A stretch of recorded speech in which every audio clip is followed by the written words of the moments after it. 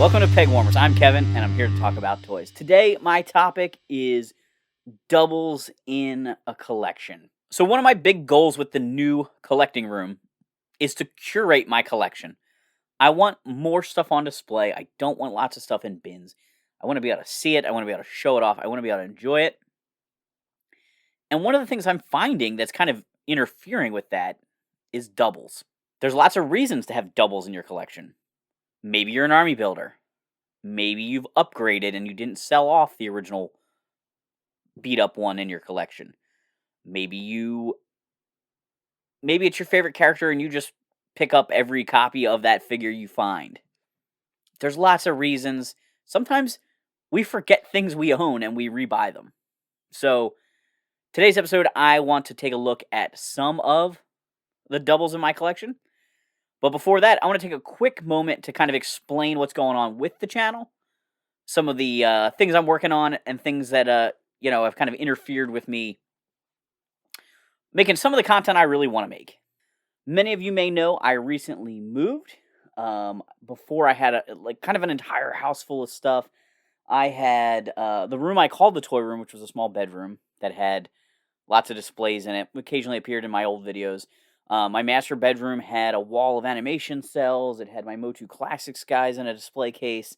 I had a closet upstairs full of comic books and board games and color forms. Just like kind of stuff squirreled everywhere. My living room had some toys like on top of the TV and on top of the bookcases and things like that. My dining room had a showcase, like a hutch top full of figures. So there was kind of toys everywhere. And now in my new house, I have a basement space. And the basement is really nice as far as size goes down here. I'm working on setting it up. I have a video about kind of setting up the basement, and I'm working on some future videos related to that. And I'm also working on a video about the HasLab Sky Striker, which has turned into a bit of a project. I tried to open it and unbox it and everything and shoot that video last week. And I was having trouble. I just was not in the right frame of mind or wasn't in the right mood for it. I didn't think it was going to turn out the way I wanted it to, so I kind of took a pause from that. I'm also working on another video about setting up down here. I'm working on another video related to things that collectors save. So it's Super Bowl Sunday. Go Birds! And I am trying to get this episode kind of like filmed and something I can put together pretty quickly this week. My extra work obligations have finally ended, so I am going to get home from work a little bit earlier, which increases my family time, but also makes it a little bit easier for me to take a pause from them to work on videos as well, since I'm not just at work, an extra 3 hours most days. So that's going to help. So hopefully I can get some more of these videos put together. I would like to try to do some more videos with guests. If you didn't see last week's episode about the Find Your Faith books with Hooded Cobra Commander and John, the Choose Your Own Adventure author that's been on some episodes before, you should definitely check that one out. This episode's a little bit G.I. Joe heavy again, but I think it's kind of universal for collectors. All right, so as for doubles in my collection, I'm going to start. I have a couple carded G.I. Joes here. I recently bought some protective cases for some of my carded figures. I want to put them on a wall down here in the basement. And as I was going through it, I found some doubles, and I kind of wanted to talk about it, address it, and I'm trying to make some decisions here. So first up, I have Barricade. This Joe, 1991, it says on his card back. So if he's really a 92 figure or something like that, that's the copyright on the back. There's two variants of him. He came in blue and gold armor, and then orange and gold armor. The reason I have two carded blue Barricades is not because I forgot I had him, not because I misbought. I was going through and buying a lot of carded Joes that I could find for under like $20 on eBay at one point in time. Some to keep carded, and some actually I was planning to open them to take their accessories, to have complete accessory sets for my figures, or like a mint figure. And I actually was buying a blue Barricade and an orange Barricade, because my orange Barricade in my collection is not in great shape, and I think also missing some accessories. And the guy, I won the auction, or buy it nows or whatever, and the guy sent me two blue Barricades, and I was like, I don't need two blue Barricades. I'm looking for a blue one and an orange one. That's what the listings were. He had pictures for them. So I don't know if it was a snafu. I don't know if the guy wasn't really a collector of toys or an expert on toys and didn't realize that they were like different based on the pictures he used. Anyway, we came to some sort of an agreement, and I ended up with two blue barricades. So I think I'm going to sell this one because I don't think I need to open him up. I do need to check Mark Belomo's book. I check off accessories and things like that. And I don't think I would open him anyway. I'm not that desperate for barricades accessories. They're not that hard to find. So I probably going to sell this guy. Next up, we've got Law. And Law was a figure that I was missing a bunch of accessories to. And I started looking online, and I found this one. And he has like a sticker over the card art. And I was like, oh, that'll be easy to open, because it's so screwed up. Like, who wants to display this one? And then I forgot I did that. And then I bought another one somewhere down the line, not on eBay. I think at a toy show. And so then I was like, oh, and I also think in the meantime, I found one or two of his accessories that I was missing at a toy show. So it was like, now I had two complete carded Laws plus a complete loose figure. So I'm only going to keep the one. I'll display it. And this one, I think I'm going to pass on. It's like I said, with the decal over his face on the card art, it's not that great for a display as a carded figure. But, somebody will like it. I'll give them a pretty decent deal. The card is actually very nice on this one. Another double that I have that I think I bought with the intention to open at some point for his accessories was Star Brigade Roadblock. Now, I love this figure. I love this General Hawk jetpack spacesuit body mold. I really wish they had used this body and this helmet for a lot of characters. I would have rather had Star Brigade be all the classic characters with the same body, and maybe all in this red, white, and blue paint scheme, or all in unique paint schemes. But I like the domed helmet. It feels like it seals the air off so much better than most of the Star Brigade stuff. The back of this package shows off Payload, which version 2 Payload was supposed to be the original Defiant figure. That would have been stellar because he would also have that helmet. Countdown, who has a decent helmet, but it's not as cool because it doesn't have the clear visor. Roadblock, Ozone. He's got a great name for space, I guess.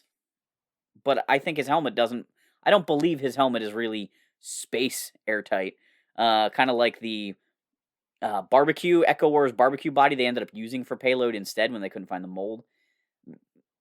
I don't believe that one's space airtight. And then we've got Astro Viper and Target. Those guys I think work great as Cobra space astronauts. So he has a series of gold accessories there. He's got a helmet. He's got the missile launcher. So I assume my loose one might be missing accessories. So I will double check again Mark Belomo's book. If I don't need his accessories, I'm definitely selling this one. And look at how weird this is. Someone cut out his file card. Not his file card, his flag point. But they, scored it and peeled the printing off the box. There's still cardboard there. There's not a hole through it. Bizarre.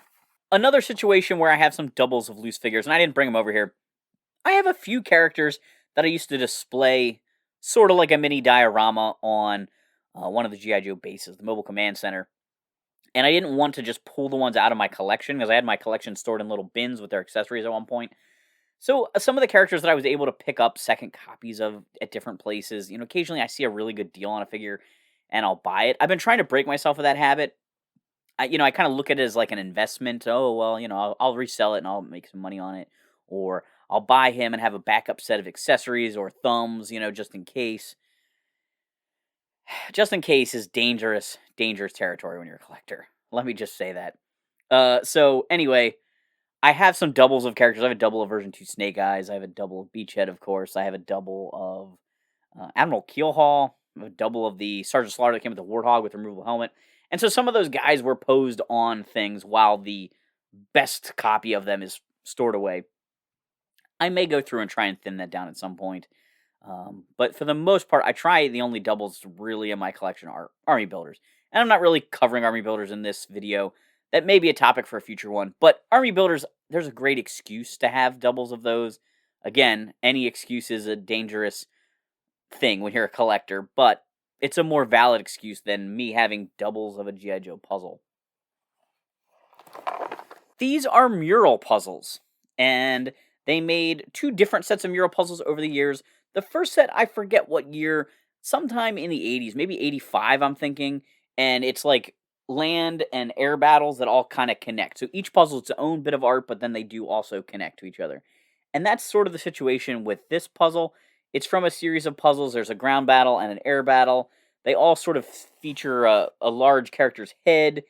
It's very... I don't know what the art term is for that. I was going to say Art Deco, but I don't know if that's the term. But kind of like how Darth Vader's head is always like a looming fantasy projection kind of thing in the sky above the heroes. We have this with Voltor here, whose head is just hovering as the spaceships, as the Joe and Cobra vehicles fly by. I have 2 copies of this puzzle. Why do I have 2 copies of this puzzle? I don't know. Theory 1, I forgot I had it and bought a second one. Theory 2, there was a puzzle with it, and someone was selling them together, and to get the other one I needed to buy 2 of it. This is a mural puzzle of 4 puzzles, so it may be that this one, a copy of this came with one of the other ones, and a copy of the other one came with another one, and I just bought them. Also, I get weird sometimes, and I think if things are really cheap, well, I'll get it, and then I can flip it, or I'll get it, and I'll check and make sure mine is complete, because I never built these. So that's actually where I'm at now. I am working on building these puzzles. I'm not currently doing it, but I will do it. Make sure they're both complete. If they're both complete, I will keep the most complete one, and the nicest box. And then the other one I plan to sell, and if it's missing pieces, I'll label as missing pieces and sell it for $1. And if it is complete, then, I'll give it a realistic price. Funny, this one has a price tag on it that it cost $1. This is the ground battle, one of the 2 ground battles from the same mural. Again, we have this, giant snake that's, not really there. It's got to be symbolic or a projection, right? But it's got the warthog, it's got Repeater, Road Pig, the bug. One of these boxes is pretty crunchy. I don't even think it comes from camera, but it's really concaved, really been crunched up a bit. I think somebody retaped it at some point. But anyway, I'm going to build these again, find out which one is the nicest box, find out, which one's complete. And then I got to get rid of the other one. I really need to make some space. I do actually store my puzzles kind of right behind where I sit to film. So you saw those 2. This one I don't have a double of, but this is the other half of the sky. This explosion connects to the Voltar one. This kind of artwork with Falcon and this targeting thing and the Defiant is very similar to other packaging art, but the Voltar image seems very unique to me. I do also really like that the Stellar Stilettos are going after the Defiant there. Other doubles. I have 2 copies of the Live the Adventure board game. Why do I have 2 copies of it? Well, I won one in a contest one time, and the other one is sealed. Is that a good reason to have 2 copies? I don't know. This game actually is fairly common sealed. People, sometimes I'll see these at toy shows, and people make a big deal, oh, it's sealed, and they're trying to ask for a premium on it. I don't think this game sold well. That's my theory. Or there was a warehouse full of them that just never got shipped, because I have seen more copies of this game sealed than any other 80s property board game. Just in all honesty. Unless somebody keeps selling the same one at toy shows, floats around from collector to collector and keeps coming back. I have seen this for sale several times sealed. But I have a sealed copy of it. That's kind of fun. I mean, it's in pristine condition, so that's kind of cool. That's the reason I have it. But I also have this open one. And the open one is fun because I could play it. And really, I think that's the better way to collect, is to be able to enjoy it. I'd rather, honestly, have one that I can, touch and hold and look at than actually have one that is pristine, totally perfect, but I can't really enjoy it. Because you get to enjoy fun things. I'm going to cut to a close-up on this board. But this has pre-production artwork here of Zorana, where she doesn't have her shoulder pad and she has a little tattoo. And I think that's really kind of cool. I honestly have never played this game. In fact, the pieces here are unpunched. But the theory was that I could play this someday, especially once I bought the sealed one. I didn't feel bad punching the things out, but I still haven't played it. Maybe I need to talk to Justin and Penelope at Farpoint.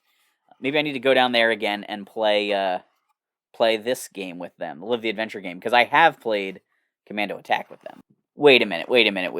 I was about to move on, and I didn't make any kind of decision here. I really should only have one copy of this in my collection. Am I honestly keeping 2 of these? Outfox Cobras in this game of surprise attacks. I love the artwork on it, by the way. I could put this in a section of my Beachhead collection. He's on the cover here. My buddy Joshua from the Patreon. Low lights on here, buddy. Here's another thing for you to collect. I've been trying to make these hard decisions, and I really don't know what to do about this one, because I really like having this pristine sealed copy, but I also want to play it. I feel like if I ever played this copy, then I'd have an easier time getting rid of it. Just because... Because why do I need a sealed one if I've had the experience of playing with it? I don't know. Ugh. This is a problem. Do you see what I'm saying? Like, I can't part with stuff sometimes. Why do I have 2 of it in my collection? While I mull that over, I'm going to also talk about the G.I. Joe Commando Attack game, which I have talked about on the show before. One of my favorite games from my childhood. It's, got some tape on the corner of the box. It's a little bit concaved. Might have some dust on it. But this game is super fun. The board is a giant puzzle. You get little cutout figurines to use while you play it. I played a game of this online with Justin and Penelope at Farpoint for their Patreon people. And one of the rare items that comes in this is a little patch. And... trying to see if I can find my patch. Is this my extra copy? By the way, I owe Justin and Penelope an orange stand. They were missing one. They thought they had a complete game. They were missing one piece. So I told them I would get them one because... So basically, well, I'm still looking here.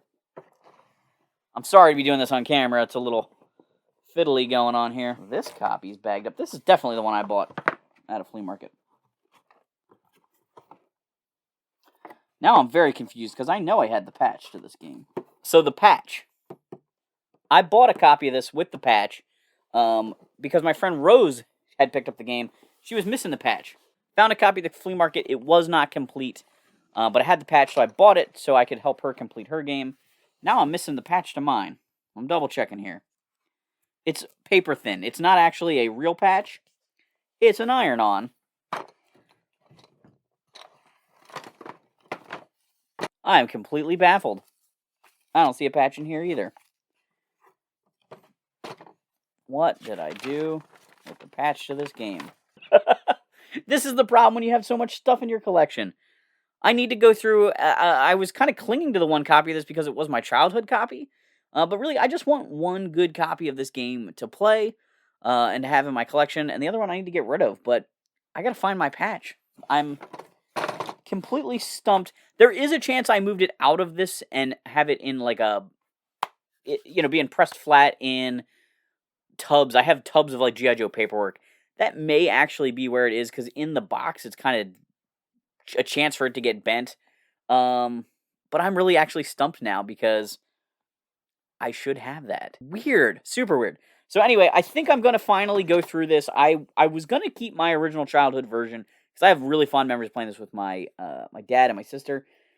But I feel like I'm getting to the point where I'm willing to give that up, of knowing this is my 100% complete childhood version, to just have a really nice copy of it, and some of the pieces will be from my childhood one. Some of these guys, the cardboard's a little bit split and torn up from putting them in and out of the stands a million times. So that's kind of where I'm at with this. But getting rid of one copy of the Commando Attack game, even if it's not complete, will free up some space. And obviously I will, adjust the price accordingly and make the buyer aware that it is not a complete game. I hope you enjoyed this episode. Let me know of reasons why you keep doubles of things in your collection, or ways that you are able to convince yourself to get rid of those doubles. This is a serious kind of topic that we have, the things we struggle with as collectors, and I'm really trying to curate my collection, really trying to pare it down to have all the things that I love in it, but also be able to enjoy all the things that I have in it. Thanks for hanging on the peg with me.